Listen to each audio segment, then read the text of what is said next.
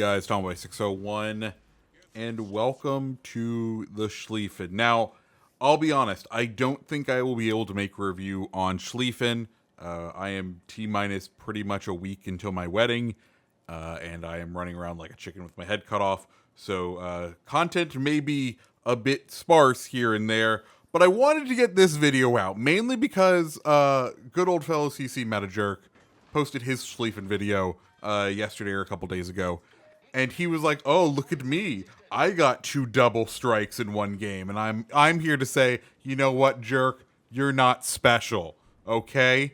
Because spoiler alert, well, not spoiler, you'll see what we do in this game here. So this is going to stand in as my Schlieffen video. So what do you need to know about the Schlieffen? Well, she's a legendary German battlecruiser, 420mm guns, 2 racks of torpedoes on either side, longest range secondaries in the game.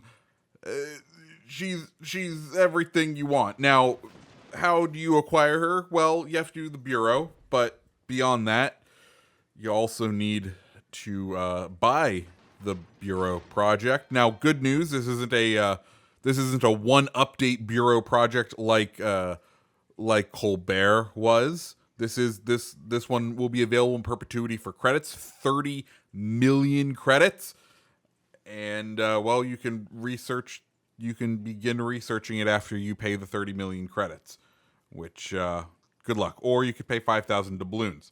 I'll be honest, I paid 5,000 doubloons because I don't have that much silver. It'll take me months to grind that much silver. Not really, but it'll take me probably like the rest of the update to grind that. So instead, I went ahead and used doubloons, but I would honestly advise probably just sticking to the good old credits. Anyway, Pommern continues to come out broadside here.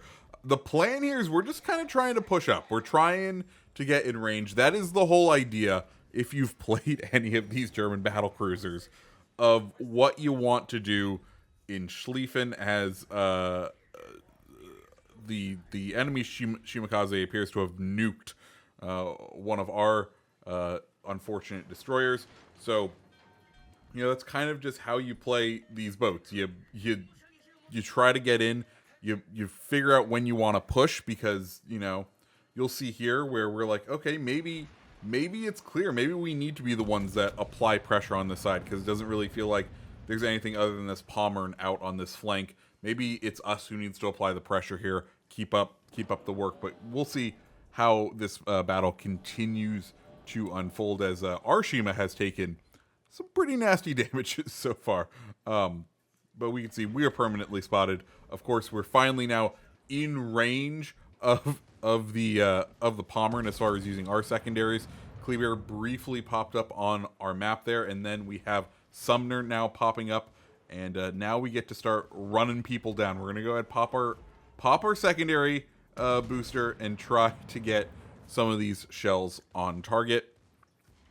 And well, you can see just how effective it is. As far as our commander that we're running Henry J. Hyde, because, well, I feel like he's the best. He was available for free this last Halloween, so hopefully Wargaming continues that trend of putting the homegrown collaboration commanders up for free a year or two later. I think it was really good to have Hyde available, especially because of just how effective he is on these German battle cruisers.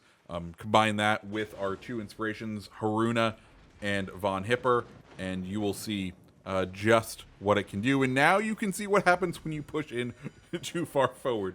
We've gone a bit too far forward now, and well, the enemy team is reminding us that we're in a big shiny new ship that most of them haven't seen yet, and we are getting ourselves just absolutely hammered. Minotaur, very bold right here, just nice and broadside. And let's see what those 420s will do. Down goes 1 kill, down goes the 2nd kill. We take out Oshima and the good old Minotaur just like that. That's 1 double strike down. And now we're going to start beating a hard retreat, because, well, as you can see, us doing that little shuffle in has cost us 2/3 of our health. And that is the constant balancing that you need to take into account when you are playing the German battlecruisers. Is they can take a beating, but once they're under concentrated fire, you'll see that they can easily start to get melted. They have a lot of HP up in that superstructure, but you can also see our secondaries are just chunking away as we've passed up to 100,000 XP. Sumner pops up right here. We go ahead and tell our secondaries to target that Sumner if available.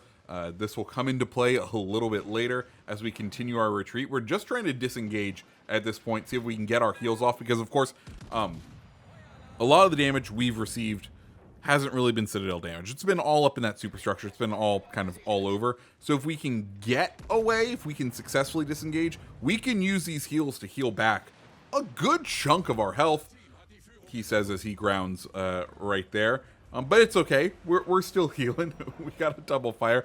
We're going to use our last damage con. Of course, we have those limited number of damage cons.